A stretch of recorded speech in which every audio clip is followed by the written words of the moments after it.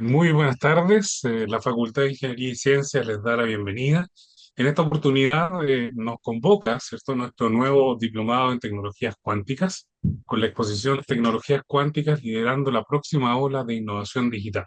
Explora cómo las tecnologías cuánticas están resolviendo desafíos industriales inalcanzables para la informática clásica y conoce las bases, alcances y también, por supuesto, las proyecciones de nuestro nuevo diplomado en tecnologías cuánticas. Antes de presentar a nuestros expositores del día de hoy, los invito a que las preguntas que vayan surgiendo durante la presentación puedan hacerles llegar a través del chat o, si no, a través de la sección preguntas y respuestas que se encuentra en el menú inferior de la plataforma Zoom. De igual forma, cuando terminemos la presentación, vamos a dar, cierto, la opción a los que quieran a través, cierto, de su micrófono hacer llegar las preguntas, también las pueden hacer. Sin más preámbulos, quiero presentarles a los dos expositores que van a estar el día de hoy con nosotros. Primero, a Paula Mellado, que es una destacada física especializada en materiales cuánticos, cuya formación académica incluye una doble ingeniería por la Universidad de Chile y un doctorado en la Universidad de Johns Hopkins, tras una estancia postdoctoral en la Universidad de Harvard, financiada por el Calvi Institute. Regresó a Chile para integrarse a la Universidad Adolfo Ibáñez, donde actualmente se desempeña como profesora titular y codirectora académica de nuestro diplomado en tecnologías cuánticas. Su carrera ha sido reconocida internacionalmente con diferentes distinciones y además su labor como conferencista en instituciones como la Universidad de Tokio. En el ámbito público y académico, lidera la creación de la Estrategia Nacional para Tecnologías Cuánticas en Chile y promueve activamente la participación femenina en las ciencias. Su investigación busca optimizar el transporte de energía e información mediante el estudio de nuevas formas de materia bajo un enfoque de sustentabilidad y rigor científico. Nos acompaña nuestro otro codirector, ¿cierto?, del Diplomado en Tecnologías Cuánticas, Alejandro Pereira, quien también es el director del Departamento de Ciencias de la Facultad de Artes Liberales, investigador en nanoestructuras y sistemas de nanoestructurados, abarcando desde la síntesis, caracterización morfológica, caracterización magnética y simulaciones computacionales. Ha investigado numerosos sistemas como nanopartículas, nanohilos, nanotubos, recubrimientos mediante películas delgadas y películas delgadas con defectos controlados. Estos sistemas permiten controlar de forma precisa las propiedades magnéticas y mecánicas de muchos materiales en estado puro y sus aleaciones. Le damos la bienvenida a ambos y los dejamos para que puedan presentarnos la exposición del día de hoy. Alejandro, Paula, bienvenidos. Hola, muchas gracias, Wilfredo. Bienvenidos a todos. Es un gusto estar acá hoy día. Vamos a partir nuestra presentación. Vamos a hacerla en dos partes. Yo voy a comenzar contándoles un poquito de los fundamentos, ¿ok?, de la mecánica cuántica. Y Alejandro va a seguir luego contándoles un poco aplicaciones, en particular la computación cuántica, que es lo que está en boga por estos días. ¿Ok? Nuestro objetivo es que ojalá se lleven un granito de arena de lo que es esto, y poder dejarles algún mensaje, ¿ok? Así que aquí vamos, ¿ok? Las tecnologías cuánticas desde los fundamentos a las aplicaciones. Yo voy a sacar esto acá y vamos a poner, ya está. Entonces, lo primero es entender a qué nos referimos con tecnologías cuánticas. Las tecnologías cuánticas principalmente son tecnologías que utilizan propiedades de la mecánica cuántica, que son propias de sistemas cuánticos, por ejemplo, colecciones de átomos, electrones o moléculas. ¿Ok? ¿Cuáles son estas propiedades que son características de un sistema cuántico? Por un lado, la superposición de estados, que vamos a ver de qué se trata. Por otro lado, el entrelazamiento cuántico, la interferencia cuántica y el tuneleo cuántico, que se llama. ¿Ok? La superposición esencialmente es la capacidad de sumar estados cuánticos, en que un estado cuántico uno puede modelarlo como un vector. Entonces la superposición es la suma de vectores No es cualquier suma, es una suma ponderada de vectores. ¿Ok? Vamos a verlo con más detalle. El entrelazamiento cuántico es entender un sistema de varios qubits, ¿ok? Como un todo. Un sistema de varios qubits que están todos conectados entre sí, ¿ok?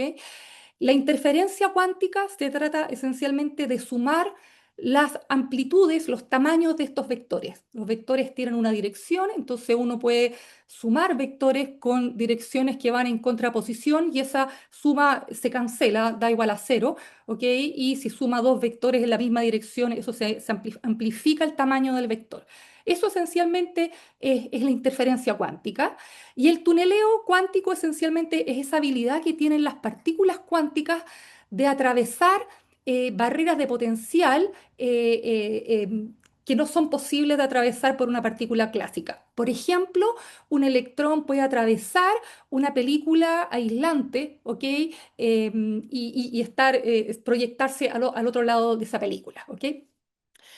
¿En qué sectores impacta? Bueno, en un millón de sectores de la sociedad, ¿cierto? Y han estado con nosotros durante mucho tiempo, ¿ok? En particular en la seguridad en comunicaciones, procesos de optimización, en finanzas, en el descubrimiento de materiales novedosos, en la precisión de los sensores, ¿ok? En la navegación, en la defensa, etcétera, ¿ok? Entonces, un poquito de qué, por qué las tecnologías cuánticas y partamos por lo que son, en qué se basan las tecnologías, si uno quiere, clásicas o los algoritmos clásicos.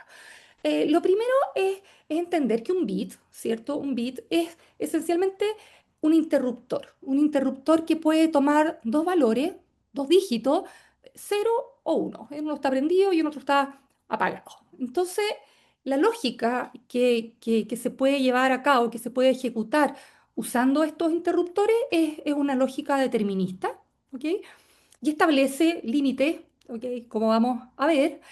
Y quizá la, la- la forma más dramática en que en la sociedad nos dimos cuenta de este límite que estaban empezando a tener las tecnologías clásicas para satisfacer las necesidades que tiene hoy en día la sociedad es a través de lo que se llama la ley de Moore.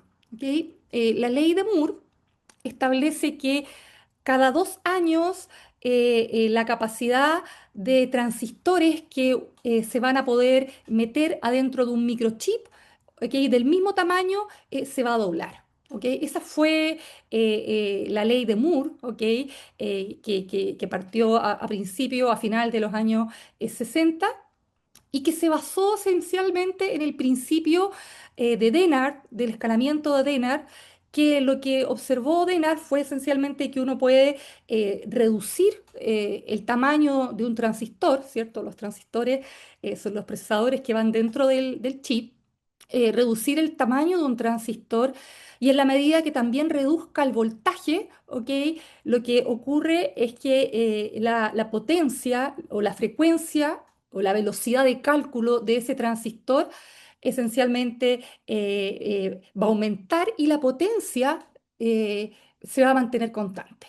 Entonces, esencialmente, lo que dice la ley de Moore es que cada 2 años, o lo que decía hasta cuando fue válida, cada 2 años se podía doblar el número de transistores adentro de un chip para una potencia, ¿ok? Que es un gasto de energía al final del día, fija.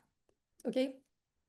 Y por el año 2005-2006, esencialmente esta ley empezó a saturar, ¿ok? Y la razón fundamental es porque los transistores se hicieron tan pequeños, ¿ok? Del orden de los nanómetros, que esencialmente las películas aislantes que separaban los diferentes lugares del transistor fueron de tamaños casi atómicos, lo que empezó a generar pérdidas, es decir, corriente. Las corrientes debían estar en un lugar y empezaban a pasar de un lado a otro debido a esta propiedad de tunneling cuántico que vimos en la primera transparencia.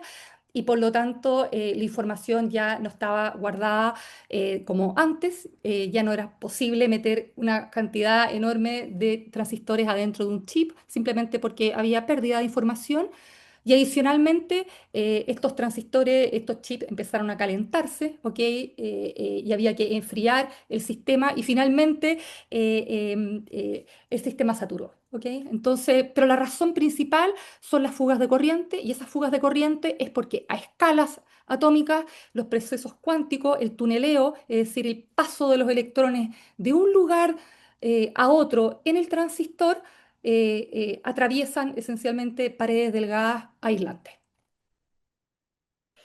Y entonces, esencialmente, la mecánica cuántica pasó a ser parte de la comunidad ingenieril también, porque tuvimos que empezar a pensar en una nueva forma de almacenar información, ¿ok? Y de crecer almacenando información sin tener que, pudiendo esencialmente, evitando que un chip se derritiera, que es lo que pasaría si siguiéramos haciéndolo.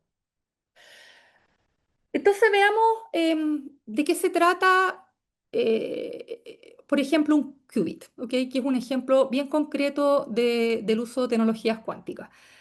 Como les decía, un bit esencialmente son dos dígitos, es un interruptor que puede tomar dos valores, 0 o 1, ¿ok? Que son números. El qubit esencialmente es un vector, ¿ok? Es un vector y es una superposición coherente de vectores, en que la palabra superposición de vectores lo que quiere decir es que es una suma ponderada de vectores, ¿ok? Entonces, aquí, en mecánica cuántica, se usa algo que se llama la notación de Dirac. Entonces, uno tiene una rayita vertical y un ángulo que está rodeando a esa letra phi. Eso es para denotar vector y no escribir tan largo, ¿ok? Entonces, es un tema de notación. Entonces, tenemos que un vector phi, por ejemplo, es la suma ponderada de un vector cero, ¿ok? Y de un vector uno, en que alfa y beta son números que en general son números complejos, ¿ok? Pero estos alfa y estos betas cumplen con una condición, y esa condición, que se llama la condición de normalización, es que la suma de sus cuadrados tiene que ser igual a uno, ¿ok? Entonces, pasamos de un bit, que esencialmente es un interruptor que puede tomar dos números, dos dígitos, a un qubit, que es una superposición de vectores, ¿ok? Entonces, ¿cómo uno construye un único qubit? ¿Ok? A partir de dos vectores que se llaman vectores de la base. ¿Ok? Son dos vectores, uno 0, 0, 1, por ejemplo, puede ser un vector corresponde al eje X y el otro vector corresponde al eje Y, ¿cierto? Son dos vectores básicos, son ortogonales, perpendiculares entre ellos, y uno tiene que un estado puro de un único qubit, ¿ok? Entonces se define como alfa por el vector cero o ket, para decirle un nombre más lindo, ¿ok? Más beta, este número complejo cualquiera, por el vector o el ket uno, ¿ok? Ahora, ¿qué significan esos números complejos, alfa y beta?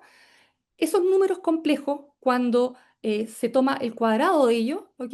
Corresponden a la probabilidad, ¿ok? De cada uno de esos vectores que componen la superposición. Por ejemplo, el alfa al cuadrado corresponde a la probabilidad de que cuando yo mido este estado, este qubit, ¿ok? Voy a obtener el estado 1, 0.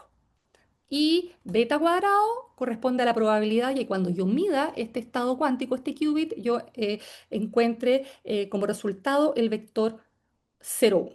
¿Ok? Eso es un qubit. ¿Ok?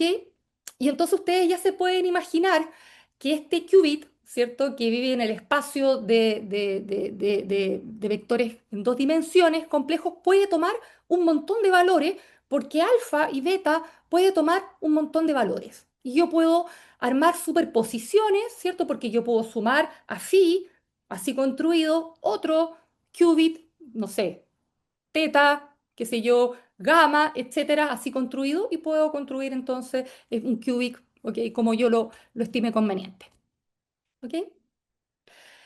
Una manera simple de visualizar un único qubit es imaginarse un vector que sale del centro de una esfera y llega a la superficie de una esfera. ¿ok? Entonces, igual, por ejemplo, como en el planeta Tierra, esencialmente nosotros nos ubicamos en la superficie del planeta Tierra pensando en paralelo y en meridiano, uno puede parametrizar, es decir, escribir un qubit como un coseno de teta medio por este vector cero, que les recuerdo es el 1, 0, más e elevado a i phi por el seno de teta medio por el vector 0, 1, en que phi es un ángulo, ¿cierto?, que mide como los meridianos en la Tierra, que va de 0 a 2 pi, y teta, si ustedes quieren, mide los paralelos, que va entre 0 y pi. ¿Ok? Entonces teta es un ángulo polar y phi es un ángulo azimutal. ¿Ok? Entonces, un qubit puro se puede describir de esta forma. Entonces, esto permite una visualización geométrica mucho más simple de lo que significa un qubit. Un estado cero puro, por ejemplo, es cuando teta esencialmente es igual a cero, ¿ok? Eso quiere decir que la flecha apunta, por ejemplo, en el polo sur, y cuando teta, en cambio, es igual a pi, la flecha apunta en el polo norte. Esos son el estado uno y el estado cero respectivamente. ¿Ok? Y entonces esto es lo que se llama la representación de Bloch. ¿Ok? ¿Cómo ahora, qué significa cuando uno quiere medir en mecánica cuántica? Y esto es muy por encima todavía, pero para que tengan una idea. ¿Ok? Cuando uno mide, ¿ok?, lo que hace esencialmente es colapsar lo que se llama el estado, este qubit, ¿ok?, a uno de las dos posibilidades, o al estado cero o al estado uno. ¿Ok? Entonces, cuando yo mido, voy a saber, voy a medir y voy con cierta probabilidad, yo sé que mi qubit está en el estado cero y con otra probabilidad está en el estado uno, en que estas probabilidades, por supuesto, que están definidas como los cuadrados de cada uno de estos coeficientes, tienen que sumar uno por propiedad de las probabilidades. Pero ¿cuál es el problema? Que cuando uno mide en mecánica cuántica, uno esencialmente invade el sistema. Entonces, quizá para imaginarse eso, uno puede pensar en una persona no vidente que va caminando en la playa, ¿ok? Y va con su bastón y va esencialmente con su bastón mapeando el relieve. Pero en esta tarea de mapear el relieve, esencialmente va dejando un rastro, ¿ok? Y cuando nosotros medimos objetos tan pequeños, objetos cuánticos, para poder medirlos, nosotros interactuamos con ellos. Es esencialmente tener una pelota en una mesa de billar y lo que uno hace es lanzarle otra pelota y el resultado de esa colisión nos dice a nosotros, nos da información acerca de la pelota que fue impactada. Esa es la manera como nosotros medimos en física, ¿ok? Pero al momento de impactar la pelota que está en la mesa de billar, nosotros estamos cambiando su estado. Y ese cambio de estado al momento en que uno hace una medición es lo que se llama el colapso, ¿ok? Entonces uno colapsa y deja el estado cuántico de cierta forma, ¿ok? Eso es lo que significa. Entonces ustedes se pueden imaginar que al tener vectores, ¿cierto? Volviendo un poquito para atrás, eso significa que nosotros, los vectores tienen una dirección, ¿ok? Tienen un tamaño, para un qubit ese tamaño es fijo, se le llama vector unitario, tiene tamaño uno porque está en el radio de la esfera de Bloch que tiene radio uno, ¿cierto? Pero tiene dirección y además un vector tiene una fase, ¿ok? Porque puede rotar sobre su eje. Entonces tengo muchos más grados de libertad para poder almacenar información, ¿ok? Los vectores, además, yo los puedo transformar. Si yo quiero transformar un vector, yo le aplico una matriz a un vector. Por eso que el álgebra lineal es el lenguaje que se usa en la mecánica cuántica, porque los estados cuánticos, en este caso los qubits, son vectores y la manera como yo cambio vectores es aplicándole a los vectores, multiplicando los vectores por matrices. ¿Ok? Ahora, ¿cómo construyo? Eso es para un qubit. Pero un qubit yo puedo tener una superposición de estados, pero mucho más que eso no puedo hacer, ¿ok? Cuando tengo un qubit. Tengo un buen modelito de laboratorio, pero si yo quisiera tener compuertas cuánticas, necesariamente tengo que escalar a dos qubits. Y la pregunta es, ¿cómo construyo dos qubits? Bueno, a partir de estados de un qubit a la vez y a través de una operación que se llama el producto directo y que se denota como una cruz con un circulito. ¿Ok? Por ejemplo, dos qubits denotados como 00 se construyen a partir de un único qubit 0, producto directo, con otro qubit 0. Es decir, el vector 1, 0, producto directo con el vector 1, 0. Y esa operación da el vector de dimensión 4, 1, 0, 0, 0. Y ese vector es uno de los vectores de la base, ¿cierto? Nuestra base de vectores, de cuatro vectores, que ahora forman el espacio de vectores de un sistema de dos qubits. Y ahora, teniendo un sistema de dos qubits, yo nuevamente puedo hacer superposiciones, es decir, sumar, ¿cierto? Hacer la suma ponderada de dos qubits y construir los dos qubits más generales que yo quiera. Pero hay una cosa más importante que ocurre cuando yo tengo ya a partir de dos qubits en adelante, hasta cierto n qubits. Es que aparece otro fenómeno y esto es el fenómeno del entanglement, que es el entrelazamiento cuántico y que uno puede entenderlo matemáticamente en forma bastante sencilla. ¿Ok? Entonces, imaginemos que tenemos un estado de dos qubits, ¿cierto?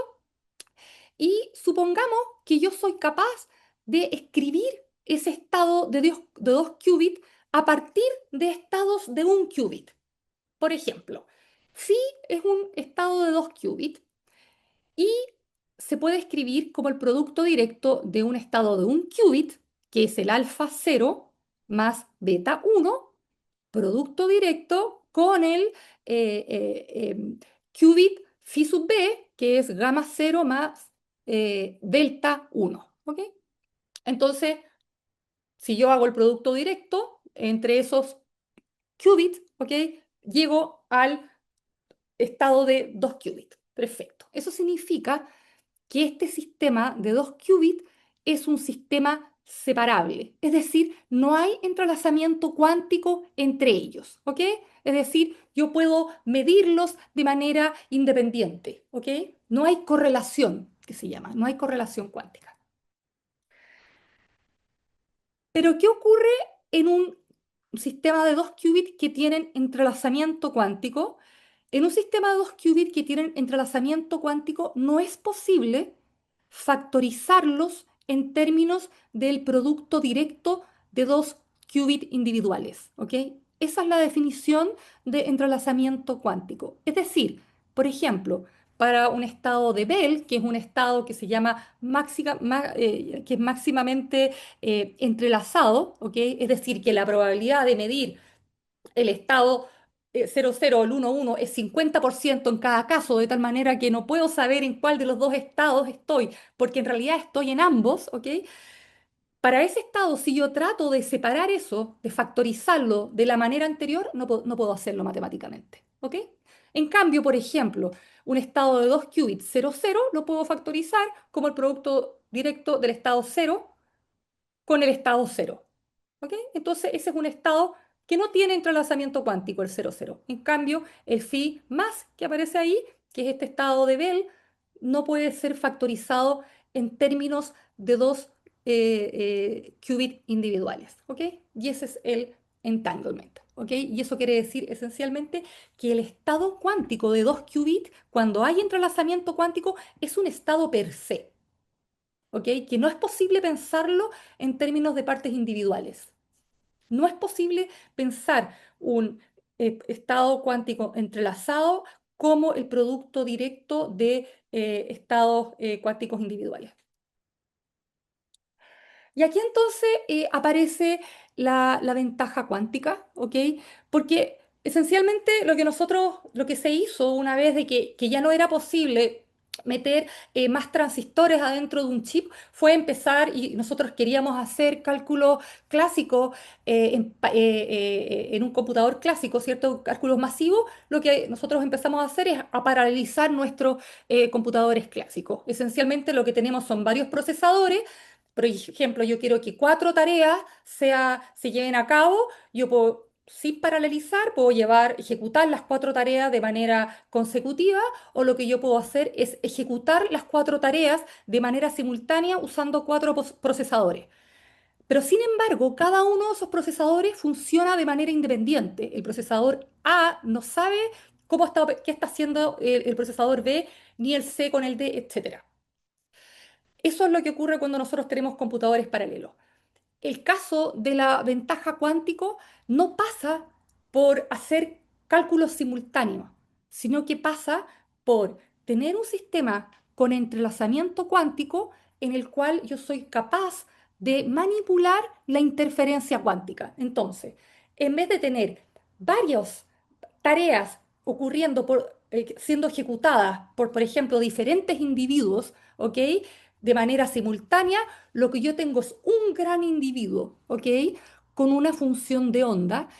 Y los algoritmos cuánticos lo que hacen usando la interferencia cuántica esencialmente es seleccionan, cancelan las amplitudes de la onda en los lugares en donde el problema no tiene solución y amplifican la amplitud de la onda en los lugares en que el problema tiene su solución. ¿Ok? Entonces, esencialmente, la ventaja, ¿ok? De las tecnologías cuánticas pasa por el control de las ondas a partir de la interferencia. ¿Ok? Y eso quería contarles yo por hoy, ¿ok? Y ahora le doy el paso a Alejandro. Muchas gracias, Paula. Hola a todos y a todas. Voy a tratar de ser breve y de complementar lo que Paula nos entregó con algo que tiene que ver con con algo como más, un poquito más tangible, ¿verdad? Que es llevarlo a una aplicación. Estoy abriendo aquí,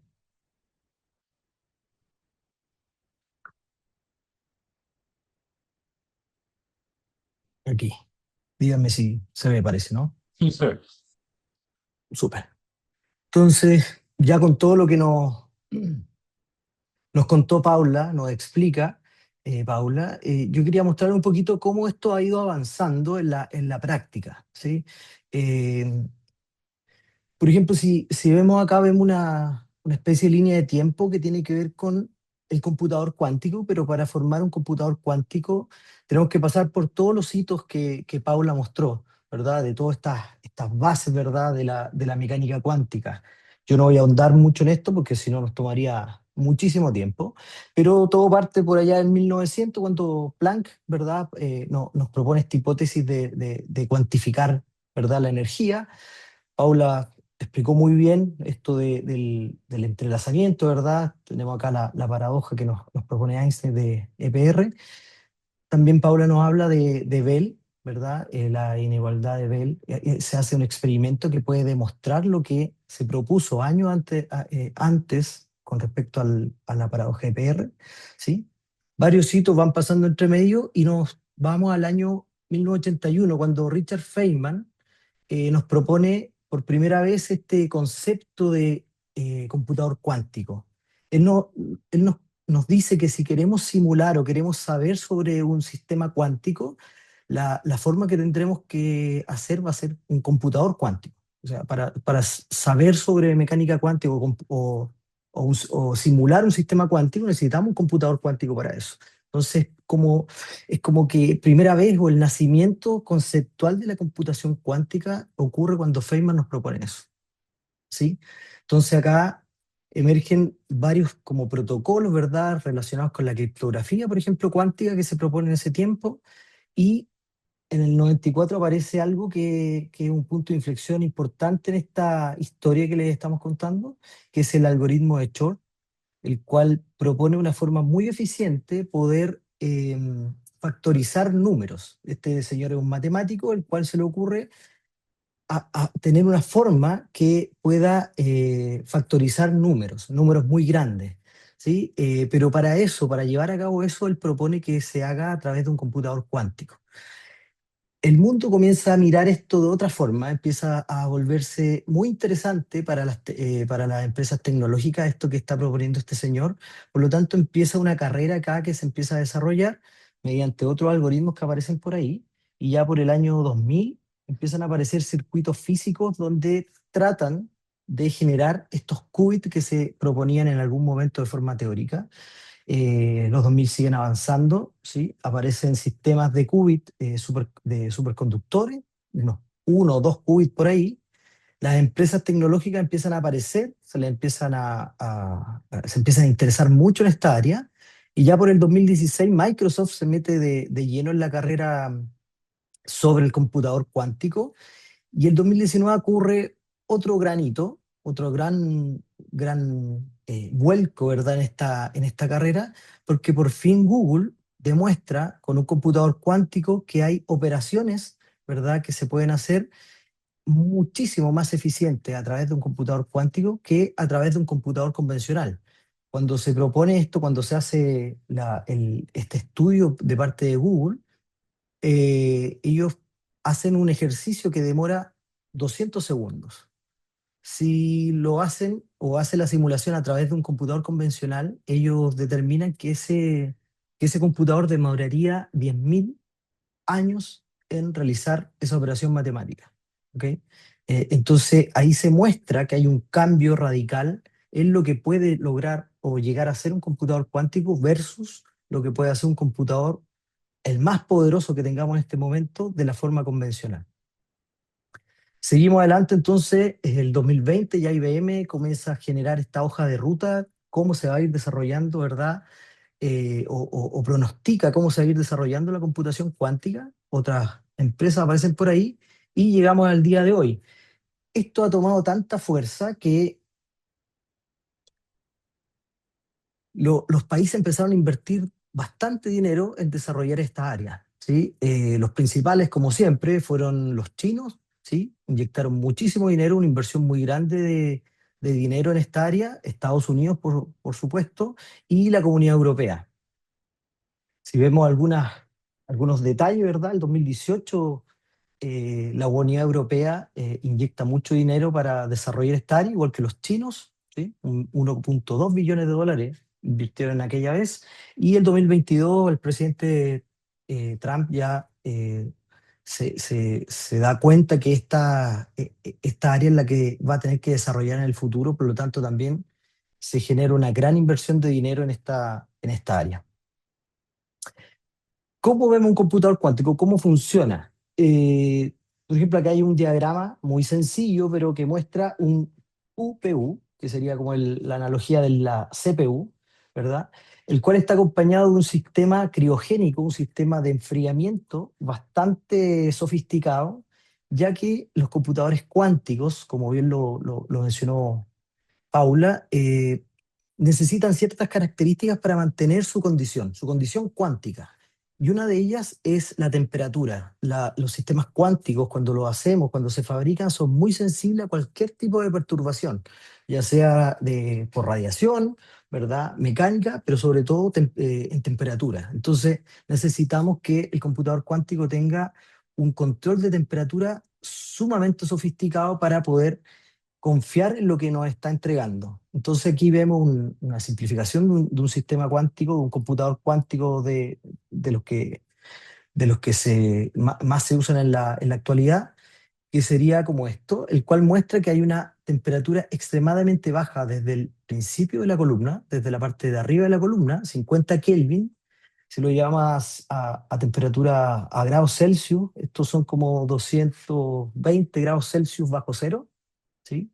Y a medida que bajamos la columna y nos acercamos al procesador cuántico que está en la parte inferior, llegamos a estar a un par de milésimas de Kelvin.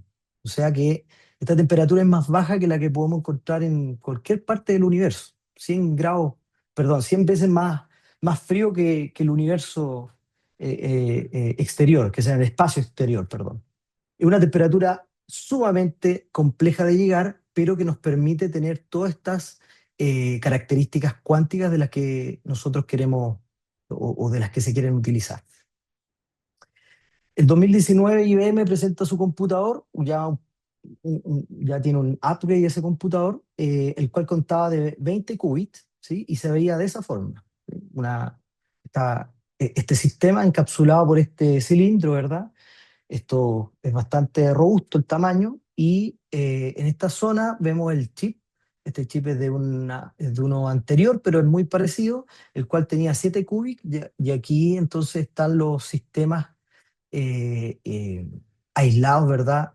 Para cualquier tipo de interferencia que éste pueda tener.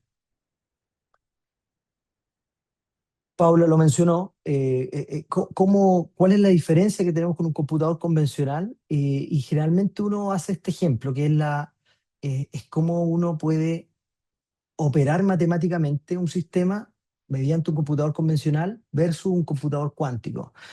Al día de hoy, por ejemplo, un computador convencional, cualquiera de los que estamos usando en este momento, multiplicar dos números primos es trivial, es sumamente sencillo, ¿no es cierto?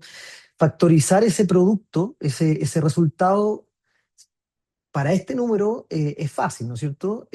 Pero tiene sus complicaciones.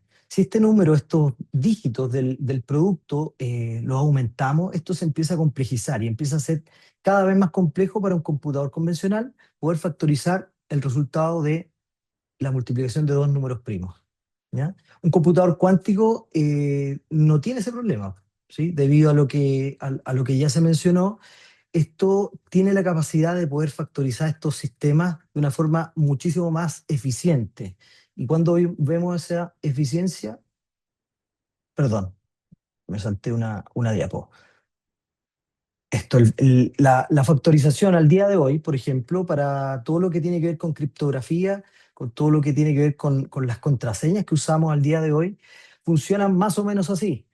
Nosotros esto no lo vemos detrás, ¿no es cierto? Nosotros ocupamos a modo usuario, pero las contraseñas generalmente son producto de dos números primos con una alta cantidad de dígitos, ¿sí? Más o menos 300 dígitos usan los sistemas al día de hoy para encriptar lo que nosotros necesitamos encriptar, ¿sí? Entonces el sistema multiplica dos números primos y obtiene un resultado. Si yo quiero factorizar ese gran número que está ahí abajo y determinar cómo se llegó a él, con un computador convencional, el cálculo nos dice que demoraría 16 millones de años, ¿sí? Un computador con unos cuantos qubits funcionales, esto lo podría hacer en un par de minutos sin ningún problema, ¿sí? Entonces, cuando hablamos de que un computador cuántico, cuando esté en funcionamiento, un computador cuántico cuando sea comercial, todo lo que tenga que ver con la criptografía, ¿verdad? Con las contraseñas y todas esas cosas, va a tener un problema muy grande, ¿sí? De hecho, al día de hoy ya se está, a pesar de que no existe un computador comercial, ya se está trabajando en esta área de cómo resolver este problema cuando ya el computador esté funcionando. A este señor le debemos esta característica, ¿verdad? Este desarrollo, ya que, como les decía yo, en el año, en la década de los 90, el 94, él propuso este algoritmo que permite hacer mucho más eficiente, mediante un computador cuántico, la factorización de dos números, de la multiplicación de dos números primos. Ahí es donde comenzaron estos algoritmos cuánticos de los que les hablaba. Paula dio un ejemplo recién sobre cómo resolver un problema. Si yo quiero resolver un problema con un computador convencional, podría darle a distintos, ¿verdad? A distintos sistemas independientes, distintas labores para obtener un resultado. Si yo, por ejemplo, a un computador convencional le pido que llegue a salir de ese laberinto, el computador convencional va a hacer las pruebas, va a recorrer, ¿verdad? Uno a uno los caminos hasta que pueda llegar al final de este y va a entregar un resultado. Cuando este mismo ejercicio lo hacemos a través de un computador cuántico, esto cambia un poco, va a depender de la capacidad que éste tenga en su momento, pero si yo le pido salir de este mismo laberinto con una cierta capacidad, el computador cuántico lo que va a hacer es poder hacer varios procesos al mismo tiempo. En este caso, recorrer los caminos, ¿verdad?, al mismo tiempo y llegar a un resultado de forma mucho más eficiente, ¿sí? Así podemos aterrizar esta idea de hacer sistemas, de hacer procesos al mismo tiempo. En la actualidad las empresas están en una carrera, ¿verdad?, por desarrollar estas tecnologías, y una de esas carreras es poder fabricar los qubits, ¿sí? Los sistemas que Paula nos mencionó, cómo funcionaban, necesitamos aterrizarlo, necesitamos poder fabricar uno y poder confiar en ellos para que nos dé un resultado. Hay distintas formas en la actualidad para poder fabricar un qubit, no hay una única forma, y todos están probando en paralelo muchas de ellas, pero las empresas se están decidiendo por cuál de ellas tomar, cuál ingeniería de ellas tomar. Están las de átomos, átomos atrapados por láseres o por microondas, están las de los superconductores, y están las de los fotones, fotones también atrapados con láser y con sistemas de campo magnético, etcétera. Yo no voy a pasar por todo eso, por supuesto, solo me voy a enfocar un poquito, solo un poquito en los superconductores que utilizan las empresas más, eh, las que llevan más ventaja o las que tienen también más recursos para invertir en esto, Google, IBM, Intel, etcétera, que son los superconductores. ¿Cómo funciona esto? Aquí vemos un chip en la actualidad, este es el último que muestra IBM en su página, de cómo se vería esta maqueta. Si uno lo ve de forma física, se ve algo como eso, ¿sí? Está dentro de esta columna que les mostré hace un rato. Si vamos más hacia adentro, vemos que el chip o el sistema superconductor es ese que está ahí. Si hacemos otro zoom, vemos cómo están configurados estos sistemas, y si ya hacemos un diagrama de esto para que podamos entender, estamos viendo la unión, ¿verdad?, que tiene este sistema para poder conducir, para poder que haya un traspaso de energía de un lado a otro, y a esto se le llama unión de Josephson. ¿Ok? Y esta cuestión tiene es muy importante en el área de la cuántica, porque acá hay un tunelamiento. Paulo lo explicó muy bien recién.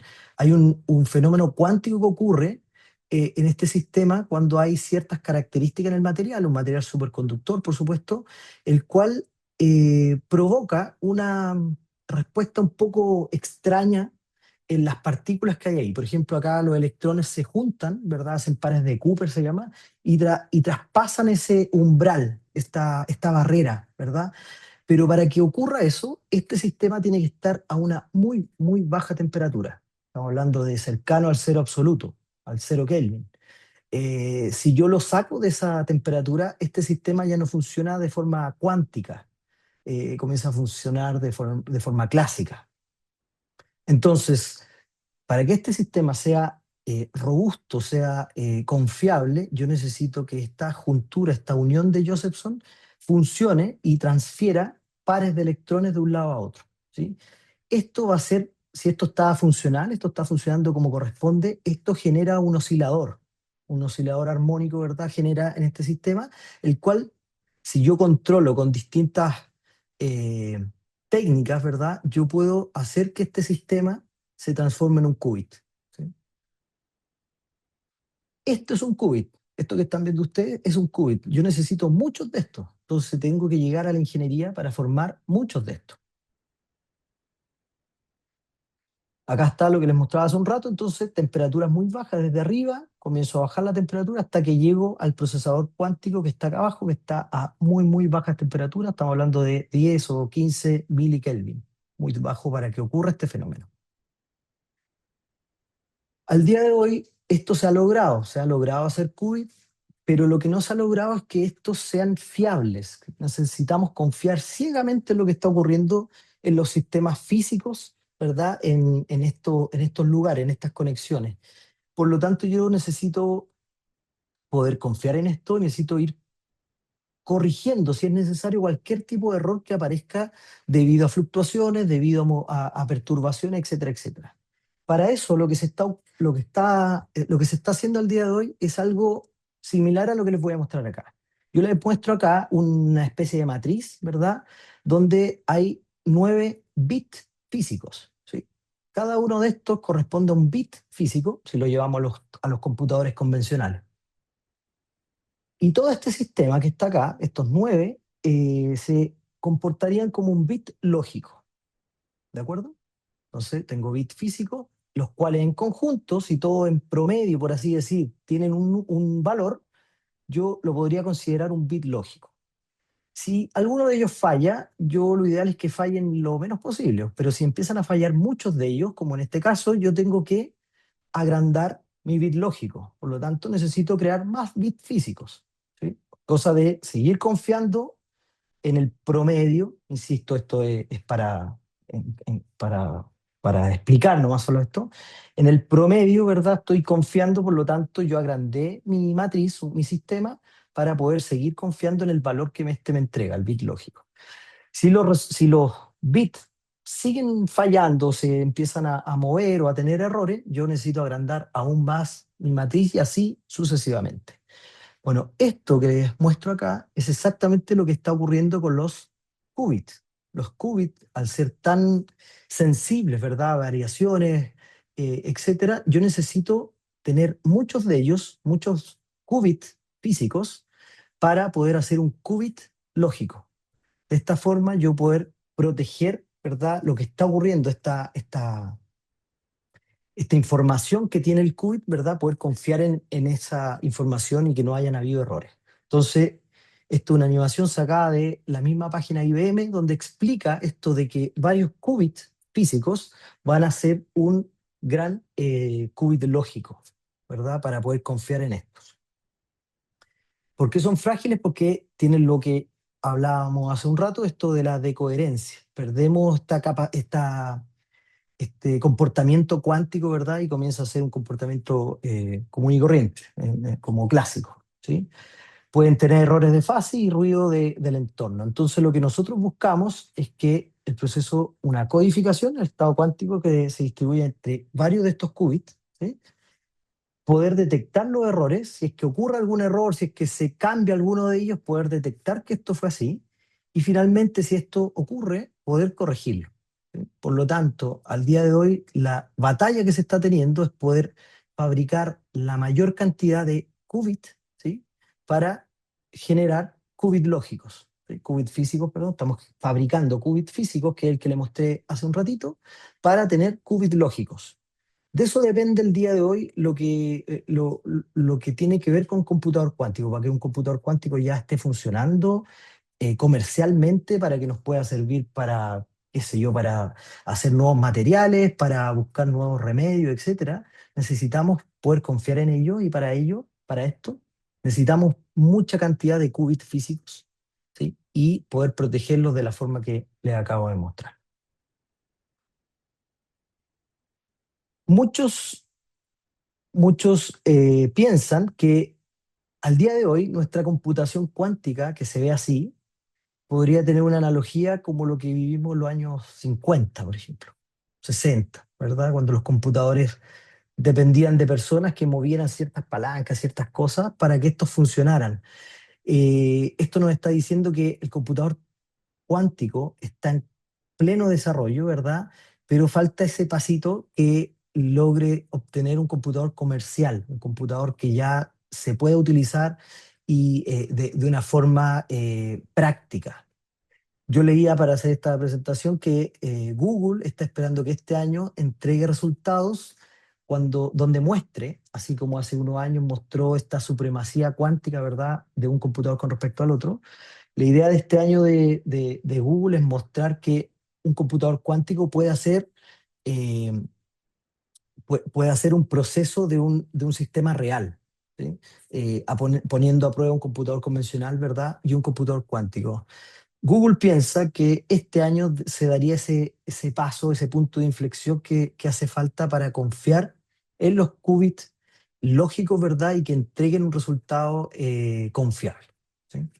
Por lo tanto, y ya terminando, para no alargarnos tanto, esta es la hoja de ruta que declara IBM al día de hoy. Nosotros nos encontramos acá, ¿sí? Donde IBM ya tiene 120 qubits físicos, ¿sí? Y que espera llegar un poquito más allá a final de año, 360 qubits físicos, ¿sí? Y lograr con eso 7.500 puertas cuánticas. ¿Y eso qué quiere decir? Es como las líneas de comando en la programación. Al día de hoy, por ejemplo, estamos por acá, eh, cuando uno programa y cada proceso que se hace en la programación le llaman puertas, y estas puertas entonces son confiables hasta 5.000 por lo que tenemos al día de hoy. Se espera llegar a los 7.500. Se espera que en unos cuantos años más, ya en el 2029, ese número de puertas ya superen las 100.000, ¿verdad? Y eso implica que vamos a tener 200 qubits, pero lógicos. ¿Sí? Y de ahí para allá se espera que el computador ya realmente tenga un estado comercial y se pueda utilizar y las empresas ya puedan disponer de ello, etcétera, etcétera. ¿Ya? Esa entonces es la realidad actual que tenemos de computadores cuánticos. Vemos que estamos a la vuelta de la esquina con esta hoja de ruta que se ha ido cumpliendo bastante bien, bastante al pie de la letra.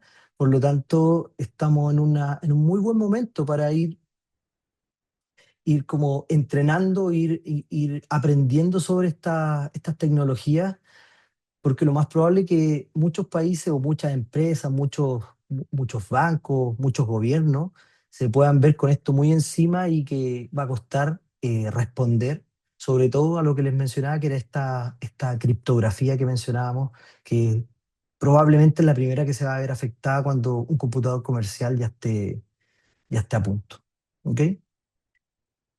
Eso les queríamos mostrar.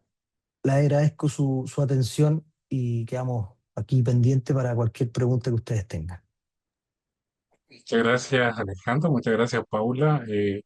Quiero dar la oportunidad a, si alguien quiere, Ana Luisa García Huidobro, tiene la mano levantada. Ana Luisa, si quieres, activas tu cámara, micrófono y comenzamos con la ronda de No, preguntas. ay, espérate. Uy. Yo solo quería darle las gracias, que me gustó mucho, tuvieron la capacidad de transmitir conceptos tan complejos en tan poco rato. Yo soy ingeniero electrónico, pero de todas maneras, todos los temas de cuando ya estamos hablando de ondas y física cuántica, que era la última física que se ve en la universidad, eran bien etéreos a veces. Me gustó mucho las dos partes de la charla, así que era solo darle las gracias. Nada más.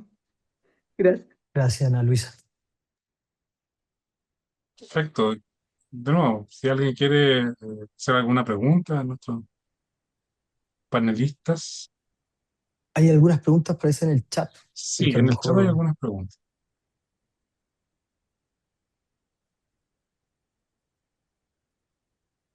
no sé si lo leemos nosotros, Alfredo. Sí, sí, justo.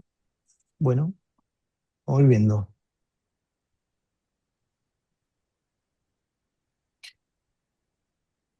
¿Por qué se habla de estados puros?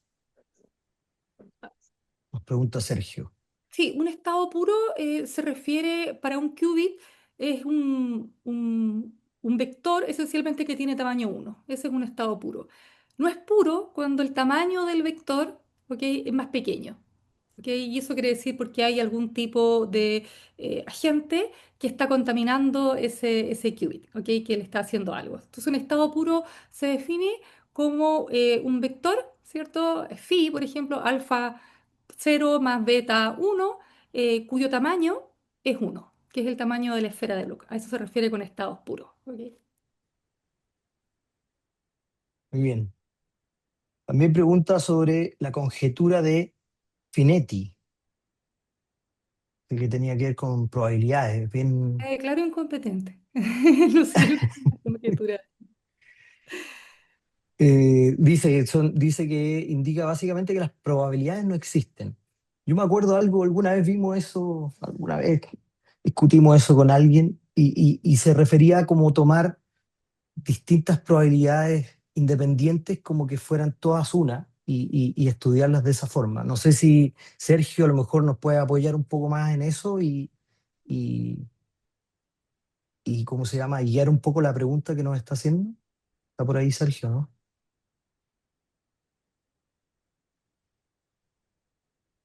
O podemos esperar un rato.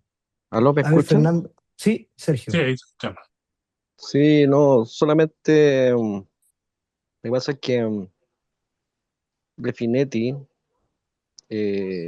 argumentó en su momento que las probabilidades no existían porque siempre podían haber eventos nuevos que no estuvieran considerados dentro del sistema. Entonces, es un elemento que hay que considerar cuando tú haces evaluación de probabilidades. Eso solamente. Ok, yo, como dijo Paula, también me declaro incompetente en- es muy matemático para mí eso. Tenemos Vamos a una Fernando, averiguar, ¿ah? mano, Porque tenemos colegas matemáticos que nos pueden ayudar en responder algo así. sí, Sergio, tenemos quédate. una mano levantada Sí, de Fernando. Fernando Miranda. Hola, ¿qué tal? ¿Cómo están? Buenas tardes. Primero que todo, muchas gracias por la invitación a esta charla.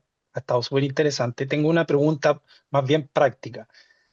Ah, de acuerdo a lo que estaba mostrando ahí, a los datos de IBM, como bien dice Alejandro, muestra que estamos a la vuelta de la esquina respecto de la comercialización, digamos, como soluciones de este tipo de sistemas. ¿Y cuál creen ustedes el impacto en términos de los algoritmos que están hoy día, ya están tirados, están en cañería, están en producción, digamos, están funcionando, están operando en computadores tradicionales, ¿cierto? ¿Y cuál creen ustedes el impacto que puede tener la llegada de estas nuevas tecnologías respecto de aquello que ya está funcionando? Paula, no sé si quieres empezar o responder algo. Tú dices los algoritmos cuánticos respecto de los algoritmos clásicos.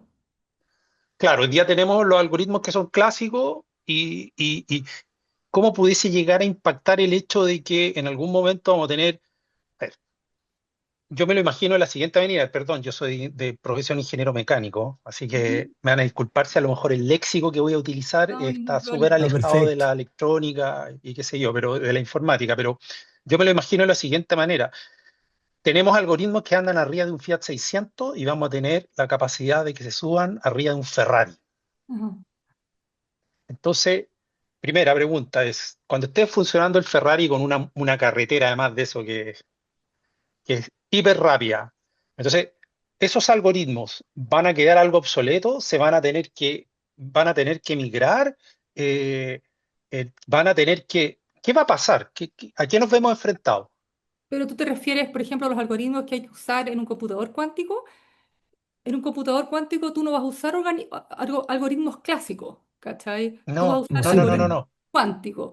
no, sí, eso lo entiendo, pero lo que no ¿Ya? entiendo es que, por eso decía, el mercado lo que va a tratar de hacer Ajá. los bancos, las grandes instituciones, todos los que manejan mucha información, la minería, etcétera, Ujú. etcétera, todos van a tratar de dejar estos equipos clásicos. Entonces, hoy día hay soluciones que ya se están implementando en base a computadores tradicionales y, eh, qué sé yo, se va a tener que migrar con estas soluciones, se van a seguir implementando en estos equipos, el mercado va a tender, yo me imagino, a impulsar todo hacia lo cuántico, ¿no? Yo creo, lo que pasa es que los algoritmos cuánticos y usar estas tecnologías cuánticas tiene sentido en la medida que hagan que solucionen un problema que tú tienes que o los algoritmos clásicos no lo solucione o tus algoritmos clásicos no sean lo suficientemente rápidos o eficientes. ¿Ok? En corto, sí. No tiene sentido aplicar un algoritmo cuántico cuando tú tienes algo que funciona mucho mejor. Si tienes un computador en paralelo y tienes un montón de procesadores en paralelo y echas a correr tu simulación en cambio climático y te corre en una semana y tú tratas de llegar y correr esta misma simulación en un computador cuántico y te das cuenta que o no tienes el algoritmo lo suficientemente depurado para que lo haga mejor en menos de una semana, entonces no, yo no creo que tenga mucho sentido. Yo lo que pienso y lo que está ocurriendo ahora, al menos en lugares donde están ocupando algunos algoritmos cuánticos, es que va a ocurrir va a ocurrir algo híbrido. Entonces, esencialmente la industria va a mantener los algoritmos clásicos en donde funcionan bien y va a ocupar los cuánticos en Ya. los que no funcionan las cosas tan bien. Y vamos a tener que adaptarnos a vivir con estas dos cosas. ¿Ok? Pero ciertamente van a haber procesos, simulaciones sencillas que ciertamente invertir en un computador cuántico no va a tener mucho sentido. Te entiendo, te entiendo. O sea, al final del día, igual las soluciones se van a tener que segmentar de acuerdo a la real capacidad, a la real necesidad que va a haber de Exactamente. ese. Y por eso es tan importante que los profesionales estemos al tanto, porque ahí viene cuando entiendes cómo funciona el algoritmo cuántico y entiendes cómo funciona el algoritmo clásico, eres capaz de discernir cuáles problemas en tu industria en particular estos algoritmos cuánticos son más apropiados y para cuáles otros no lo son. De acuerdo, gracias. Exacto. Vamos a poder hacer cosas que con el computador convencional no podemos hacer, básicamente. O sea, más que reemplazar cosas, porque si ya las hacemos con un computador convencional, probablemente las seguiremos haciendo. Pero hay cosas que no podemos hacer el día de hoy. Y este computador lo que llegaría a hacer es poder desarrollar esa área. Por ejemplo, tomar cosas de la naturaleza, o sea, cosas que se rigen por mecánica cuántica, no los podemos simular con un computador convencional. Con esto sí lo vamos a poder hacer. De acuerdo. Gracias, Fernando. Gabriel. Gracias a ustedes. Gabriel Díaz. Sí. Tiene ahí la Hola, monedita. buenas tardes, ¿cómo están? Hola. Hola, Gabriel. Mira, tengo una consulta respecto a cómo va a evolucionar el tema de la criptografía. Por ejemplo, hoy en día está la nueva ley de protección de datos personales que va a aparecer, se va a empezar a partir a ejecutarse a contar de diciembre de este año. Y con el tema de la cuántica cambia un poco el paradigma en el sentido de la protección de los datos. ¿Cómo ven ustedes esto a futuro? Porque va a ser también un cambio bien grande relacionado con la encriptación de la información. Generalmente las legislaciones con respecto a todo lo que va ocurriendo relacionado con la tecnología va bien detrás, pues, va bien atrasado. Por ejemplo, nos pilló muy encima la incursión de la inteligencia artificial.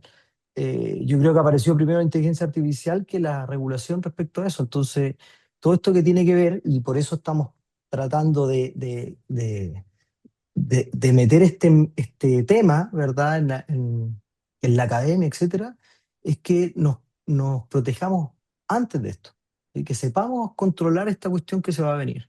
Eh, Va a depender de cómo se tomen, cuán en serio se tomen este tipo de tecnologías, porque todo indica que la forma que tenemos al día de hoy de poder proteger datos es muy complicado con un sistema cuántico, con un Claro. computador cuántico.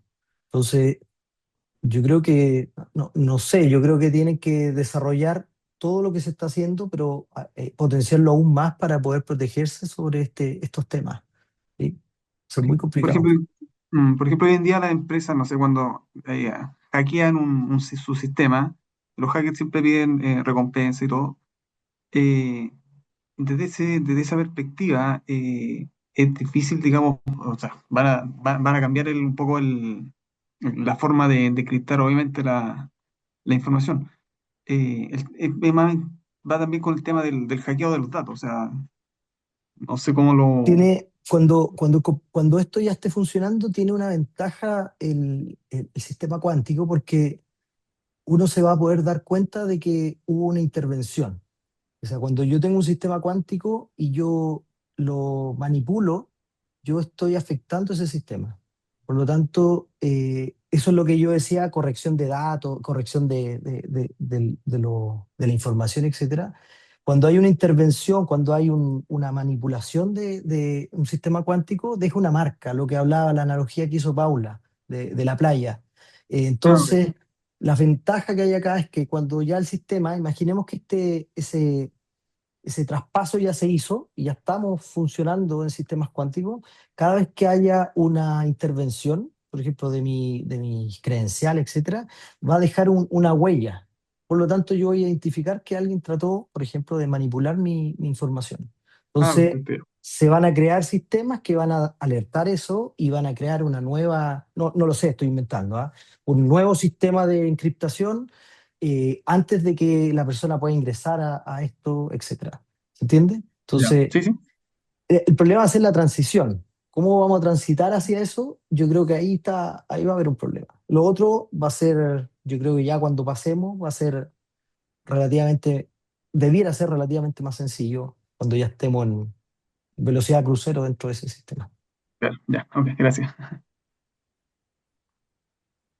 Mm. Tenemos algunas preguntas en el chat. Pedro Sandón pregunta qué posibilidades prácticas de trabajo hay en Chile que tengan relación directa con la tecnología cuántica o emprendimientos relacionados con la tecnología cuántica. Mira, yo creo que el sector financiero, que en Chile es súper activo, yo creo que ya está tomando cartas en el asunto en temas de seguridad de datos. ¿Ok? Y ese es un primer, yo creo que en la banca ya tener una expertise en lo que significa criptografía bajo el paradigma de un algoritmo, de un computador cuántico, tiene un valor tremendo, porque eventualmente la banca va a ser una de las primeras en migrar todos los sistemas para proteger a sus usuarios, ¿cierto?, de robo de información. Yo creo que eso es una cosa que va a ser muy, muy rápida, ¿ok? Y que nos va a llevar.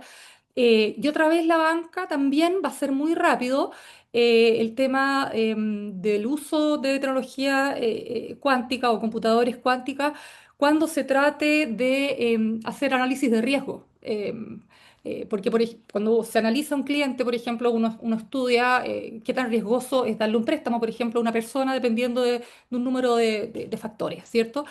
Cuando tenga el caso de un computador cuántico, hacer ese análisis de riesgo va a ser una tarea que va a poder incluir muchas más dimensiones y que va a ser mucho más rápida y mucho más precisa también a la vez. Entonces, yo creo que en el corto plazo deberían llevar rápidamente el pandero, yo creo, en la banca, en el corto plazo. Luego imagino que lo que viene rápidamente es todo lo que tiene que ver con transporte y energía. En particular en transporte, en Holanda ya están los varios aeropuertos, ciertos tipos de tareas de los aeropuertos ya están siendo llevadas a cabo por computadores cuánticos, por algoritmos cuánticos.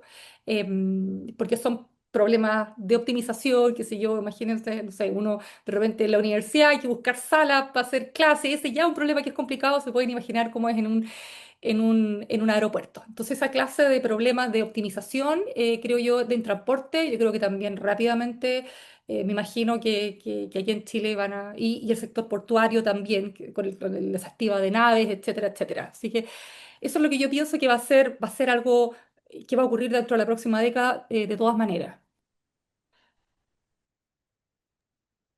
Perfecto. Tenemos a Bruno Tapia. ¿Cuál es el aporte tangible o medible del desarrollo de algoritmos cuánticos operando en la ciberseguridad y su conexión con la inteligencia artificial? Hoy, la seguridad en cuestionamiento por la clave única, por ejemplo.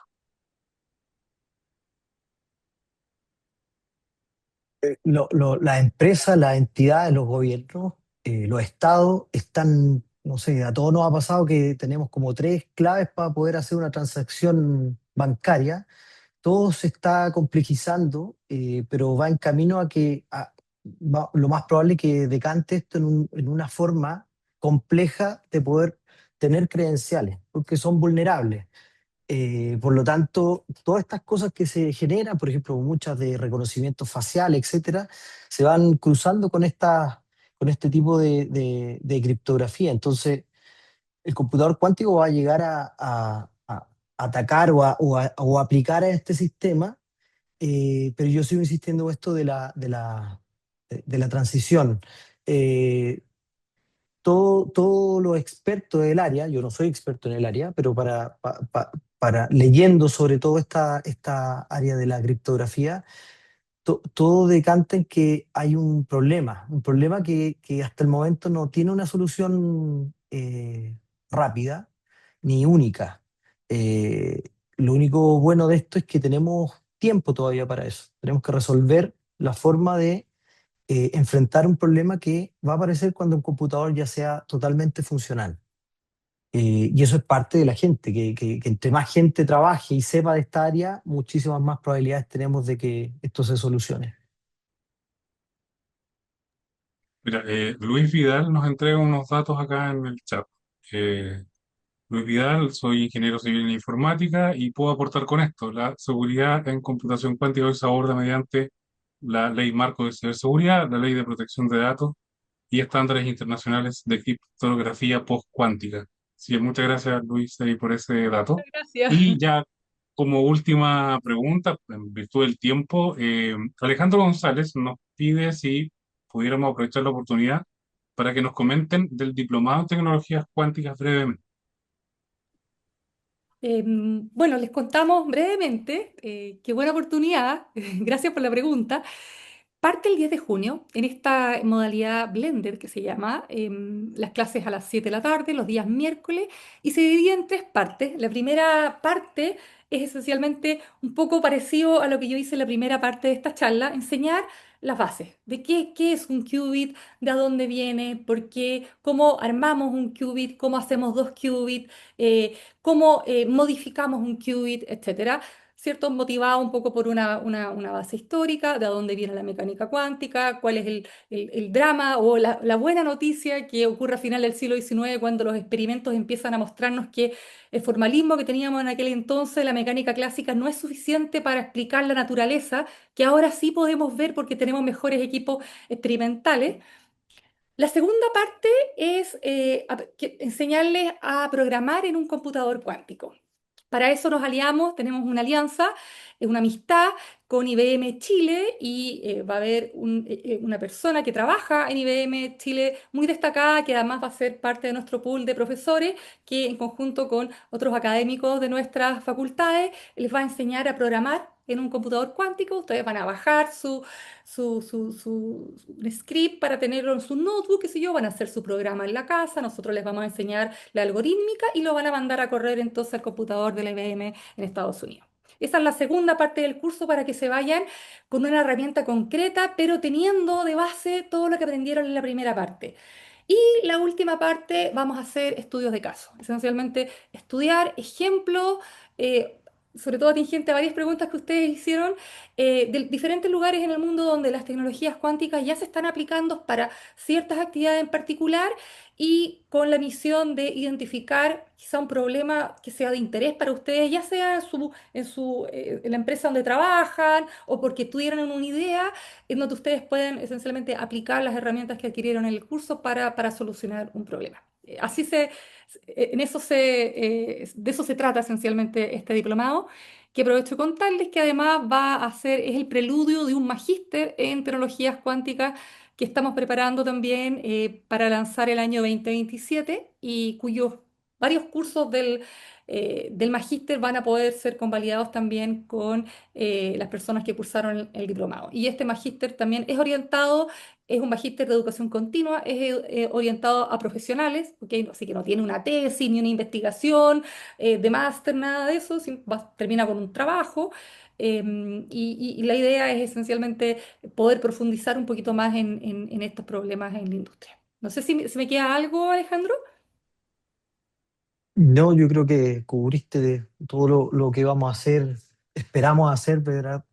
Durante el diplomado.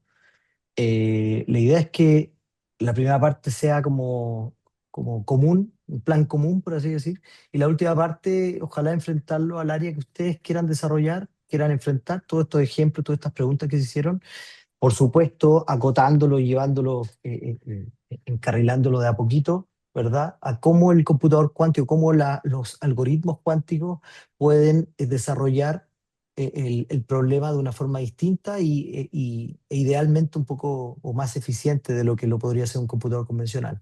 Así que las personas que quieran estudiar el diplomado, muy bienvenidas, y que también es muy buena idea empezar a pensar cómo desarrollar, ¿verdad? O dónde querer desarrollar esta tecnología en su área o en sus gustos. ¿Sí? Vi una mano levantada, no sé si se arrepintió, se fue, se cayó. Hay Sí, una al parecer. pregunta para Wilfredo. Pregunta, porque yo no sé la definición precisa, Wilfredo, ¿qué es blended por el Ah, diplomado? Ahí lo estoy ¿A viendo, qué sí. nos referimos con blended? Puedo comentar. Perdón, sí. Justo Adriana, estaba hablándole a Eh, Adriana para que nos diera más. claro, Blended es una mezcla de modalidades. Entonces aquí tenemos la modalidad presencial, online en vivo, los talleres en Peñalolén. Entonces, el blended es esa mezcla de modalidades. Esencialmente nosotros vamos a estar en la sede de Rasuri haciendo las clases presenciales, pero además se van a estar transmitiendo online, entiendo, Adriana. Exacto. No, haverán algunas clases online en vivo.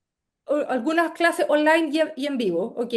Claro. Y algunas clases que son puramente presenciales, nosotros vamos a Presenciales. tener laboratorio y esos van a ser hechos en Peñalolén porque son laboratorios donde tienen que haber láser y mesas ópticas y tienen que estar en lugares físicos apropiados para esos experimentos. Así que esos son necesariamente en vivo, como le dice Adriana, o en persona.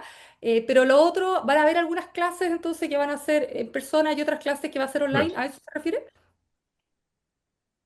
A eso se refiere, eso es. Exacto. claro, justamente. De hecho, aquí Daniela nos decía, me asusté porque pensé que era en Peñalolén, ¿no? Que son algunas clases que están Sí, en solo los Peñalolén que laboratorios van a necesariamente ser en tienen que ser. Peñalolén. Sí, solo los Solo las que laboratorios. Las son... clases que son presenciales y no son laboratorios, esas van a ser en la sede de Rasuri, en Las Condes. Yo no me enojo si hacen algunas clases acá en Viña del Mar. O sea, el laboratorio es el más complicado llevarlo para allá. Sí, no hay mesa óptica. Claro, pero solamente las únicas como que son en Peñarolén van a ser porque vamos a usar una mesa óptica y algunas cosas que tenemos acá, pero son pocas, así que no son muchas. Así es. Bueno. Bueno, estimados, en virtud del tiempo, agradecemos nuevamente a Alejandro, a Paula y a todos los que se conectaron hoy día. Les vamos a tratar de hacer llegar el video de esta charla lo antes posible para que vuelvan a consultarlo. Si tienen dudas sobre el programa, pueden contactar también a Adriana, les dejé ahí en el chat su correo. Y bueno, nuevamente muchas gracias y nos vemos en una próxima oportunidad. Muchas gracias a todos, que Muchas estén muy bien. gracias. Muchas gracias, hasta luego. Hasta luego. Muchas gracias.